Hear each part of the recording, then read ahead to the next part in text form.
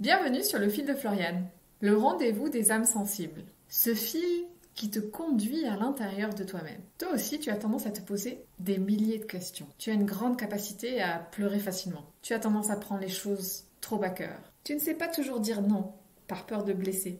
Tu acceptes souvent de te sacrifier pour faire plaisir aux autres. Tu as envie de sauver l'humanité avec tes deux petits bras et parfois tu te dis que tu n'en as pas assez. Tu peux aussi te sentir mal à l'aise dans des foules. Tu as une grande capacité à détecter le mensonge. Parfois, tes émotions sont intenses parce que tu ressens les émotions des autres. Tu peux être capable de te rebeller face à des injustices. Tu as un grand idéalisme. En toi sommeillent des milliers de rêves que tu n'oses pas partager. Tu aimes donner aux autres, mais par moments c'est trop et tu préfères te retrouver toute seule ou tout seul. Si tu te reconnais dans cette description et que tu trouves que ta sensibilité est une difficulté aujourd'hui dans ta vie, abonne-toi à ce podcast. Ce podcast est fait pour toi. Il peut t'apporter des clés pour mieux comprendre ta sensibilité, la percevoir sous un autre angle et voir que c'est ta plus belle qualité. Je suis Floriane Despy, thérapeute, formatrice et numérologue. Enfant indigo, je ressens depuis toute petite les émotions des autres. J'ai mis du temps à comprendre que ces émotions n'étaient pas toujours les miennes. Pendant des années, j'ai cherché à lutter contre mon hypersensibilité en étant plutôt une guerrière. Puis, j'ai compris que cette sensibilité, c'était mon cadeau, un don que mon âme avait choisi dans cette vie. Je ne suis pas à fleur de peau, mais je suis Floriane à fleur de l'âme, à fleur des âmes que j'accompagne. J'accompagne les personnes sensibles à mieux comprendre leur sensibilité et leur transmettre tous mes outils. Dans ma première vie, j'ai été infirmière pendant 14 ans et j'ai pas toujours compris ce que je ressentais. Mon désir, c'est de transmettre aux personnes accompagnantes, qui sont soignantes, qui sont thérapeutes, qui sont sensibles, qui sont des aidants naturels en fait, qui ont tendance à vouloir apporter aux autres, qui peut-être ont une tendance à être un peu sauveurs sans forcément s'en rendre compte. J'accompagne ces personnes à essayer d'abord de s'occuper d'elles et d'apprendre à se sauver soi pour apporter et contribuer à l'autre. Quand je mets des limites aux autres, je dis non à l'autre, mais je me dis oui à moi. Alors dans l'épisode d'aujourd'hui, j'ai eu envie de te parler des sens. Oui, en effet, on connaît et on sait qu'on a 5 sens. Alors le sensible, il a les sens qui sont exacerbés. Le sensible ressent intensément les choses. Donc on connaît les 5 sens physiques qui sont l'ouïe, l'odorat, le toucher, la vue et le goût. Mais sais-tu que nous avons aussi 5 autres sens spirituels? Et ce que j'ai envie de te partager dans cet épisode, c'est vraiment de te montrer que ces 5 sens sont très importants pour toi qui es sensible. Parce que les 5 premiers sont pour toi parfois pas évidents à vivre. Dans le toucher, ça peut être très exacerbé chez toi et donc dès qu'on te touche une certaine partie, c'est presque intenable. Et l'idée là, c'était plutôt que j'avais envie de te montrer les 5 autres sur lesquels tu n'as pas forcément conscience mais qui sont très développés chez toi. Plus tu vas développer ces 5 sens spirituels et plus tu vas voir que les 5 autres vont vraiment venir te dire des choses ou des messages. Quand tu as une odeur très très présente, ça vient te dire quelque chose de plus subtil. Quand tu entends, pareil, il y a un message derrière. C'est vraiment comme ça que le sensible peut mieux accepter ces 5 sens physiques qui sont parfois trop intenses pour lui. Donc souvent, d'ailleurs, dans l'enfance, on peut avoir des personnes sensibles qui ont fermé ces sens physiques parce que c'était trop intense. Les enfants hypersensibles ont tendance, par exemple, à être gênés par les étiquettes des habits. Ça, c'est quelque chose chez les enfants hypersensibles qui est intenable, qui peuvent vraiment vous demander ils peuvent aussi tout petits faire des crises très importantes par rapport à ça, et on n'a pas forcément conscience. Ça peut être aussi des difficultés à leur couper les ongles ou à leur couper les cheveux. Moi, je me rappelle de mon fils qui pour lui, c'est très particulier et très perturbant de couper les ongles. Un jour, il m'a bien expliqué que quand je lui coupais, juste après, il avait des griffes. Il avait la sensation d'avoir des griffes. Donc, sa sensation n'était pas la même. Et ça le gênait et derrière, il pouvait plus faire les mêmes mouvements. Donc ça, voilà, quand on est enfant, il l'exprime et puis après, les adultes hypersensibles, ils ont appris à faire, on leur a souvent dit, c'est comme ça. Et donc, ils ont intégré, mais ils ont coupé avec ces sensations et ils coupaient avec certains ressentis parce qu'ils étaient trop intenses. Et l'idée, c'est de ressentir, de les réapprendre parce qu'ils sont là pour nous dire d'autres messages à nous sensibles. D'ailleurs, le mot sens est assez présent un peu partout. On l'utilise, je ne sais pas pourquoi, mais je ne le sens pas lui. Il y a quelque chose que je ne sens pas. Mais quel est le sens de tout cela? Et quel est vraiment le sens de ma vie? Savoir utiliser tous mes sens pour remettre du sens à ma vie. la connexion à tous nos sens est un point d'entrée pour vraiment aller vers qui on est. Et j'ai beaucoup aimé cette citation d'Hélène Keller qui dit « Chaque sens est une porte d'accès à notre monde intérieur. Alors c'est à nous de les écouter, mais d'écouter les 10 sens. » Vous connaissez les 5 sens physiques, maintenant je vais vous parler des 5 sens spirituels. Alors, dans l'idée des sens spirituels, on vient toucher la dimension invisible et non visible. C'est le monde plus subtil, ce sont des perceptions. Et c'est Bernard Werber qui a parlé essentiellement de ces 5 sens spirituels.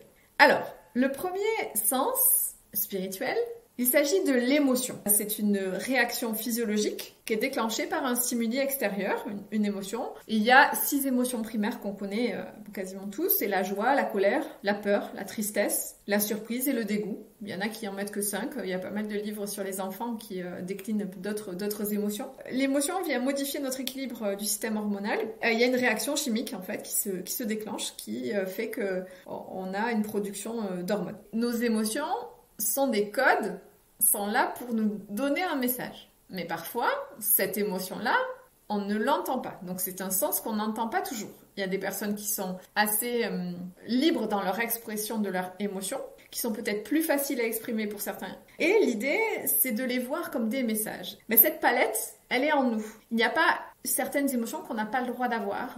C'est une projection qu'on a fait sur nous, d'une émotion qui a été perçue comme négative. Il n'y a pas d'émotion positive ou négative. L'émotion, elle est. Et si elle doit être, il est important de l'exprimer. Voilà le premier sens spirituel. Le deuxième sens spirituel qui est à notre disposition, c'est la conscience. En effet, la conscience, c'est la conscience d'exister. C'est-à-dire qu'on a la possibilité de choisir, on a un libre arbitre. Aussi, on nourrit des valeurs à travers ce qu'on fait. Mais c'est mettre de la conscience sur quelles valeurs on veut nourrir. Donc, c'est aussi un de nos sens spirituels, c'est-à-dire que c'est se poser des questions et se dire « je suis la conscience qui dit je suis », c'est-à-dire vers quoi j'ai envie d'aller. Et ça fait partie d'un de nos sens. Pour poursuivre, nous avons un troisième sens dont on entend souvent parler, qui est souvent appelé le 6e sens, qu'on appelle l'intuition. Là, l'intuition, c'est quelque chose, on s'est dit, je le savais. Je sais pas pourquoi, j'ai pas écouté, mais je savais.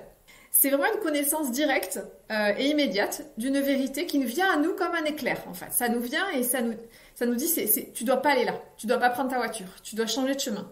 Et c'est à nous de voir si on écoute ou pas ce flash qui nous est donné. C'est comme une petite voix de notre âme qui nous indique ce qui est bon pour nous. On pourrait dire qu'elle connaît le chemin comme un GPS intérieur. Le 4e sens spirituel, c'est l'imagination. Albert Einstein a dit « La logique vous amènera du point A au point B.